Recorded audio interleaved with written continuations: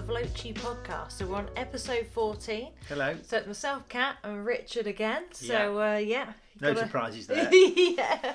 So we thought we'd mix it up a little bit this time. We've gone crazy, we have. Yeah, really radical. No, not really. So, because we keep starting with motorsport, we thought, you know what, with the feedback and what people are saying, there's a lot of people interested in cars and driving techniques, so we thought we'd mix it up a bit. Yeah. So we're going to start actually with driving techniques today, aren't we? We are. And then we're going to cover cars and motorsport and the interactive question at the end. Yes.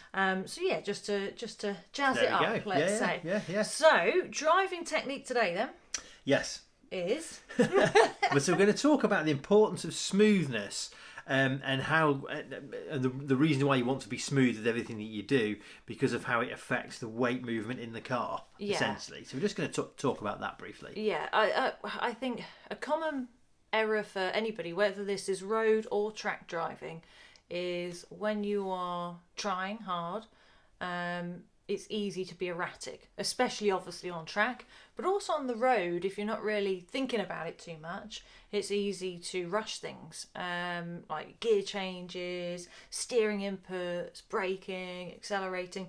So you really want to be at one with the car, don't you? Yes. Gently tell the car what to do. That kind of thing. Yes, you tend to find because your brain's moving more quickly, especially on circuit, and especially if you're not used to it, your brain's moving more quickly, so your hands and your feet want to move quickly as well.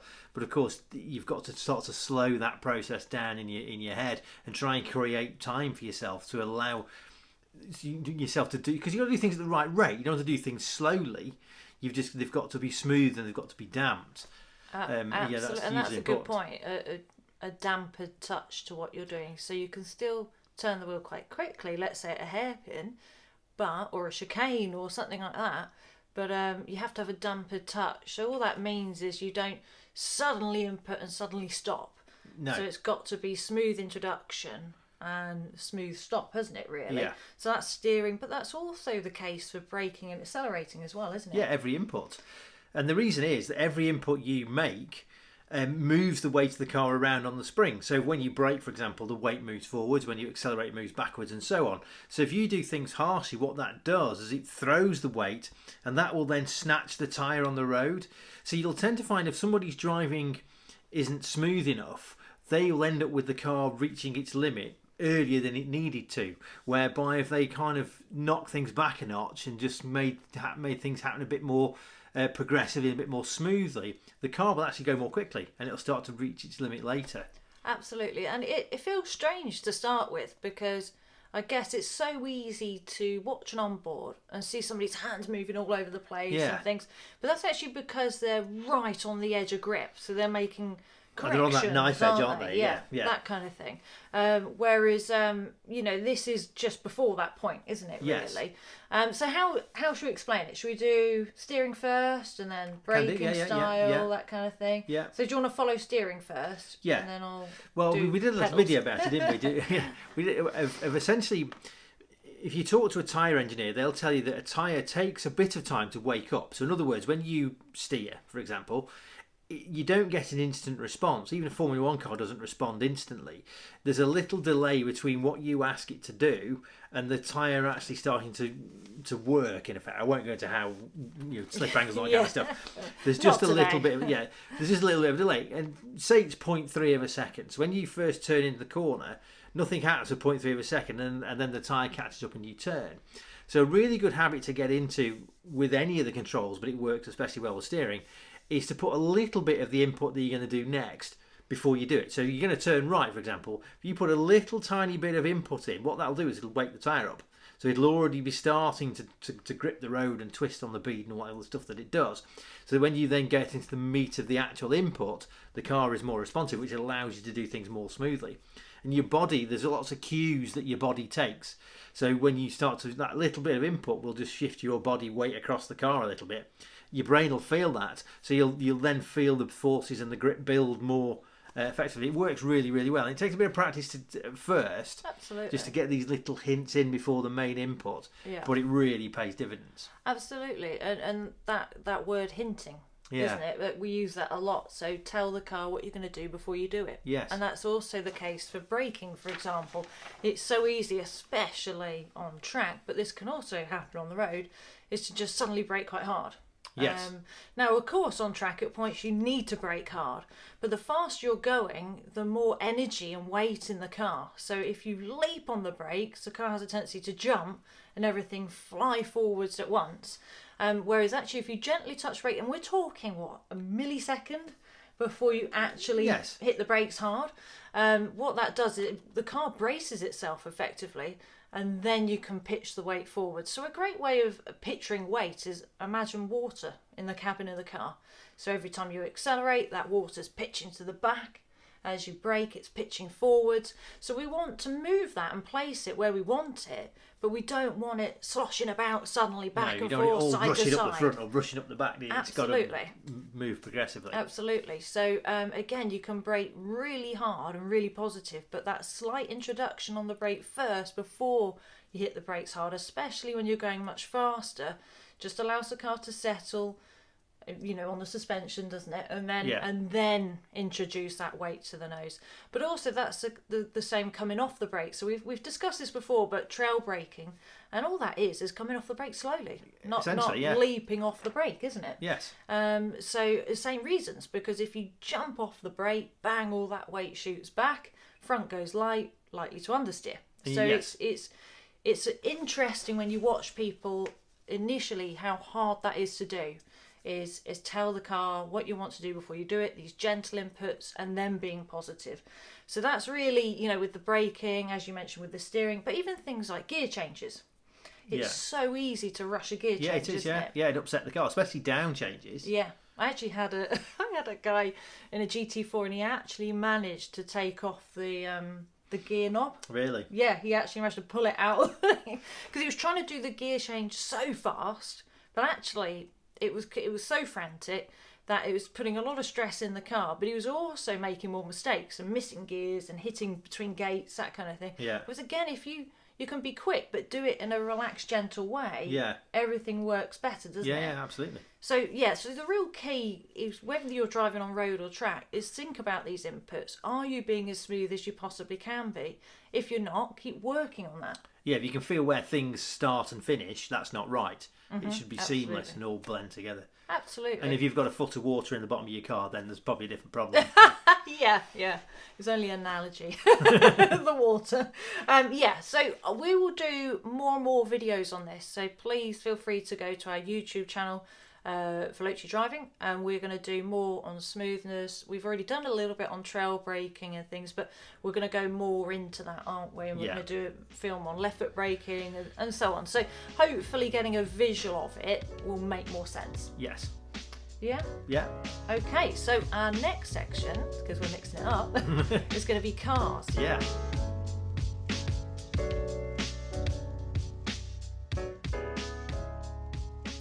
Okay, Rich, so cars. Yes. So you've been really excited about this, haven't you? Yeah. Well, do you want to introduce it first? Yeah. So if anybody's a regular Veloce or listener or watcher or reader of our blogs, you'll know that Kat loves Corvettes. And rightly so. And rightly so. Now, Corvettes have always been a difficult thing to get in the UK because they did officially import them, I think, a few years ago. But you can only ever get them left-hand drive and all the rest of it. So Corvette have completely thrown the cat amongst the pigeons, or Chevrolet have, because they've stuck the engine in the middle. So it's the first time they've built a Corvette where the engine's in the middle rather than at the front. And in October, you'll be able to get a right-hand drive official UK C8 Corvette. Exactly, There you Stingray. Because I remember driving a Stingray Silverstone, but that was left-hand drive. Yeah. And I absolutely loved it. Now, there were other cars there that probably were more refined. But there was something so exciting about this car, and it had so much character. It was such an animal. It sounded fabulous. They just definitely have something about them. Absolutely. So I just couldn't stop smiling. I thought, as much as I love 911s and other cars, for me, it just had this additional character. But I think now they're getting their game together even more. So going mid-engine, no doubt is going to improve the handling, I would have thought. Yes. And it's the 6.2 V8 normally aspirated. I mean, that engine, if those of you know anything about the way that American engines work, they have a much more stringent reliability requirement in America. So the engine will do something like 100 miles with no water in it and stuff like that. Because that's a legislation that they have in America. It's an incredibly strong engine. So the reliability on it will be. Well, engine-wise. The engine will be fine. No, the radio won't work. But... Yeah, I'm only joking. So this is the first time the factory have built a right-hand drive, car, isn't yeah, it? So yeah. I think that's great for us in the UK, especially for me. Because at some point... So it comes out in October, doesn't it? October, you get one here, yeah. So, yeah, so... Because they've been out in the States for a while, haven't they? They have, because they've been racing them in the IMSA event. Absolutely. I was going to say on the sim racing, they've just introduced it to iRacing. Have they? And so it's certainly out there now, but obviously for us over here, it's not been a feature. So no. I think there's so many people that are going to love this car, and the fact that it's mid-engine, I think, makes it a bit of a game changer for some people in the way they look at it. Yeah. And I just think they've evolved it. So American cars haven't always been seen in the same way as, let's say, German engineered cars, that kind of thing. But I really think they're upping their game overall. But the big thing is the character. Yes. Like I say. And they've really gone for it with the pricing, haven't they? Which I thought was quite funny. Because there's a lot included, isn't there? Oh, a huge amount. So if you bear in mind, so what they've done, they've pitched it about 80 grand, somewhere around there, which is about it's £1,000 less apparently, according to Chevrolet, than a base 911. But it's got nearly 500 horsepower, so it's got more power than a Carrera S. So it's but it's all the extras it's got, isn't it? It's huge amounts of kit on it. It's got bigger brakes, limited slip diff. It's got shorter gearing, and this is all included. Which again, I don't want to sound like I'm slagging off Porsche on 911s because obviously they're very close to our heart. Yeah, well, and Porsche for a long time. Yeah, Porsche have a different philosophy. Every car's built for the individual with Porsche. Absolutely. But I do think that would make this attractive because I think so many people get used to so the starting price is this, but by the time I've added this, wheels you wanted. You end up with like another 20 grand of extras, and it can be a bit of a shock, really, can't it? Yeah.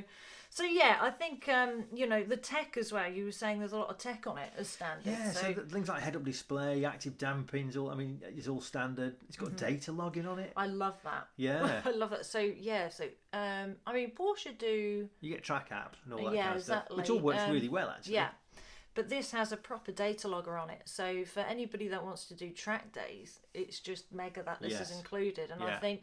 There's a lot of people that buy these sort of cars. We meet them, and we have a lot of clients that do this, that want to go and take them on the track, not to race them or anything, but just go enjoy them. Explore the cars, in an environment which is safe to do so. And I think having a track logger, it's just sort of, they're very aware of their market, aren't they? They are. And I think that's a really nice thing. That's not an extra. That's included. Yeah. So if you think, a base 911's 100 grand? With all those bits on it. With all those bits on it. Exactly. Yes. So when you look at it that way, you think, gosh, it's actually, I'm not saying it's going to be as refined, but I think it would make you smile just as much. It would. If not and more. I bet it is quite refined, I think it's getting better all the time. Like I said, I've done a lot of work in America, you have, and I always felt like the American cars... more recently, by the way, I'm not going back to like the 50s, but more recently, I don't know, they just were missing something. It never quite had the same... Well, the build quality was always a bit ropey, wasn't it? Absolutely, and quite plasticky. Yeah. But it's like they've suddenly seen the light. Yes, yeah. Because the interior on this new Corvette looks $1 million. Absolutely. Well, I think they've realised that actually people want that, or people expect it now. Yeah. We expect gadgets in the car, don't we? Yeah. We want these extras because we know they're there and available. And build quality, at the end of the day, as sexy as a car looks, you spend your time on the inside. Sitting in it. Yeah. And it could drive really well, but if it feels tacky on the inside, that is going to affect your kind of overall feeling and opinion of the car. So, I think they've really stepped it up. So I'm super excited about this. Yeah. And certainly going to be encouraging one. Corvette to let us do a test drive. That's going to be the next thing. Yes. So watch that on the YouTube channel. At some point we'll be out driving. We'll find a way of doing that. Yeah, absolutely. So yeah, that's October, guys. So save up while you can. Yeah. So the next section we're going to move to is motorsport. So we thought we'd change it around. Yeah, we'll finish off with motorsport rather than start. Yeah, absolutely. Well, I think we can have a tendency otherwise to talk about motorsport. Yeah, we can get a bit carried away. Yeah. Absolutely. So yeah, next section is going to be motorsport.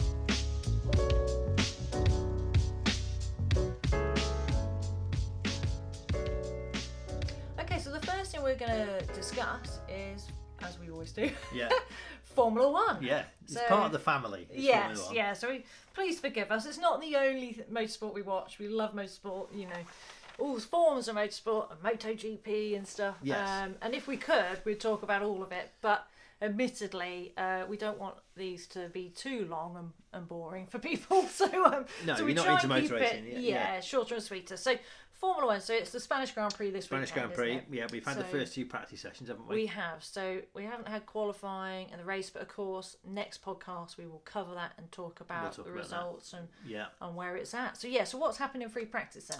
Well, the story seems to be obviously Mercedes. Yeah. So Bottas was quickest in FP1 from Verstappen. Is that right? That's it. Yeah. Hamilton was quickest in FP2. Yeah.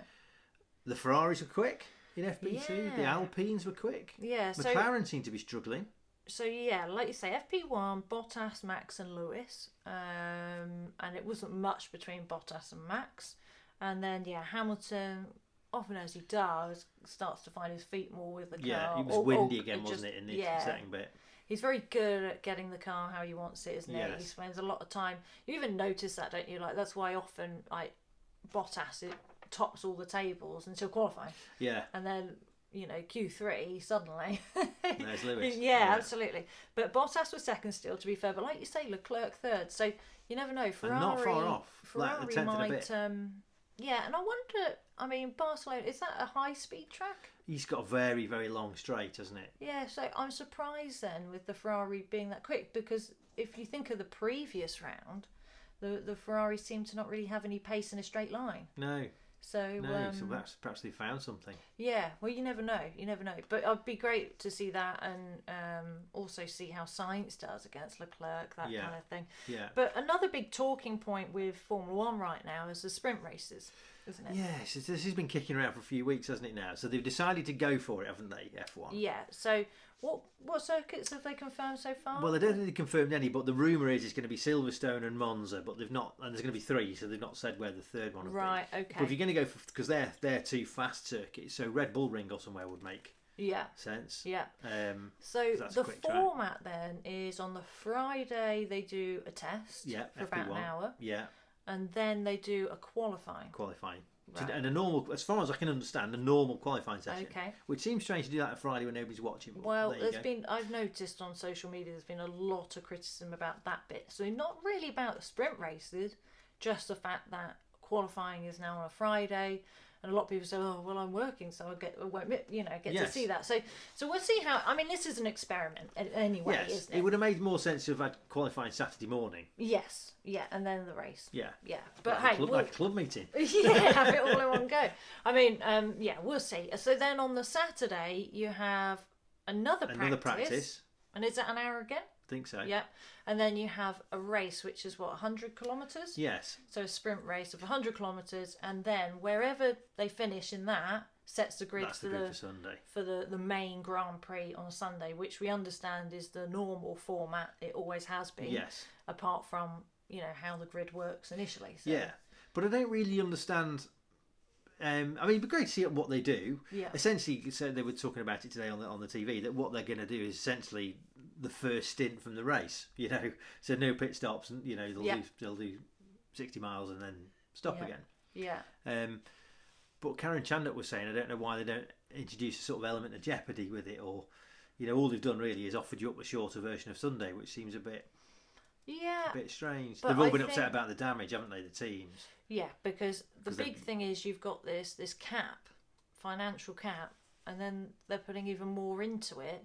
And of course, it isn't just all the additional running. No, it's the crash damage of races, isn't it? That's a thing. I mean, how often do we see somebody hit somebody, or marzipan go off, or so that I can see being an issue. But I'm kind of I get why they're experimenting. I really do, because they need to make it more exciting. And I suppose this would make the grid on Sunday more exciting. Yeah. Because you're not necessarily going to end up with two Mercs at the front and then Red Bull and so. No. Because, especially a gets sprint fired race. off on the Saturday, yeah. Exactly. So you don't know. But for me, I still think the easier solution, and I know it's going to change for next year anyway, but is more power than grip. So that way, a bit more old school, kind of like late 90s, early noughties, where they had a lot of aero, but not crazy amounts of aero where they can't really follow each other and dirty air. And I think if you have more power than grip, you'd really appreciate, like we used to, what the driver's doing in the cockpit. Because now they're just as good as they've always been, but when you watch on board, it looks so smooth and gradual. You really can't appreciate what the driver is really doing there. And I just think all of that would make it more exciting. It would. And the other thing, and we mentioned it last week, is the whole track limits. Get rid of the amount of tarmac, extra tarmac that we have. Football, rugby, tennis, there's a white line, and if it goes over the white line, you're out. Yeah. So just if you go over the white line, if you have all four wheels over the white line, you've gone off the road. Yeah. And I think... Simple. But I just think, I understand the safety, I completely do, but I do think we need, curves, and then you need maybe a little bit of grass, and then you need gravel, or... I just think you do, because it proved it, didn't it? Because the previous race, which race was it? And some of the drivers were a bit timid. Oh, Imola, yeah, exactly. So drivers were quite timid there because you couldn't afford to make a mistake. No. If you did, you're on the grass and off and spinning. But that's a bit more how it used to be. And you think, well, these are Formula 1 drivers. I mean, gosh, they should be able to do this. Yeah. But it would also make it more interesting, because I'm not saying about crashing. If you make a mistake and spin, or you lose places because of it, there's more of a consequence to mix it up. Yeah. And I just think, I really think that's the answer. But hey, let's see how the sprint races go. You never know. We might all suddenly say, hey, this is mega. I get the impression the drivers aren't keen. I mean, it depends. So Ricardo was saying, he doesn't want it to water down an F1 win. Yes. Yeah. Because it's not the same as driving 200 miles on a Sunday in the pouring rain, is it? Doing 60 miles in the... I totally we'll see. We'll see how it I would be interested to see also with the viewers, how many traditional viewers will end up liking it and newbies liking it. It would just be interesting to see kind of what happens. But let's see. They've not confirmed yet, have they, exactly where it is? No. So another talking point is Red Bull pinching Mercedes engineers. Yes, and I don't know whether they've pinched them or they've obviously gone on a recruitment drive. but they were saying, they just happened to be all from Mercedes. But who else would you get them from? Because I think there's a reason why Mercedes build their F1 engines in the UK. It's because that's where the talent is. The people who build the engines, that's why Mercedes built them here. Because the F1 universe centres around the UK. So that's why Red Bull, where else are they going to get people from other than Brixworth up the road? It's only 30 miles up the road from Milton Keynes. You kind of made that sound like the rest of the world won't have any talent. But I don't mean it like that. But I do apologise now. But the centre of the motor racing world is the UK. Yes. Okay. It is. Yeah. Okay. I'm just thinking you made it sound. I didn't mean it to make it sound like that. But that we are far better and more superior than anybody else. But all the there's a reason why all the F1 teams are in the UK. Apart from the odd one. And we are kind of the home of motorsport. We are the home of motorsport. Whether these days we get the support of that, but we are. So what Red Bull have decided to do is they're going to be the only team other than Ferrari that build everything on site. Mm-hmm. So they're now on a massive recruitment drive to get engine people. So of course people are leaving Mercedes to go to Red Bull because it'll be more money. Yeah, absolutely, and more benefits, that kind of thing. Security, you never know. But I think they know now, don't they, that Red Bull, that you build the car as a complete thing. It's almost like if we can't beat them, join them. But the only way they're going to join them is by taking their men or women. Yeah, well, that's how F1 works. Exactly. So. Yeah, we'll see. Well, hey, we'll see. I think next year could be really, really interesting. That's the year I'm really looking forward to because that's when we're getting the big changes. So I think, and then you'll see the results are things like this. You know, these engineers now in Red Bull, that kind of thing. So so we'll see. So that's kind of really it on the motorsport front this weekend. I think so. Isn't it? Yeah, we've got touring cars as well this weekend. Oh, we do. So we'll see what happens there. So the first round of the Carrera Cup and all that. Yeah. Malarkey. So next weekend. Oh, sorry, next week I should say. Yeah, we'll kind of round up on that side of things. Yeah, we'll touch on that. Yeah, anything exciting or any big crashes on the touring, anything like that.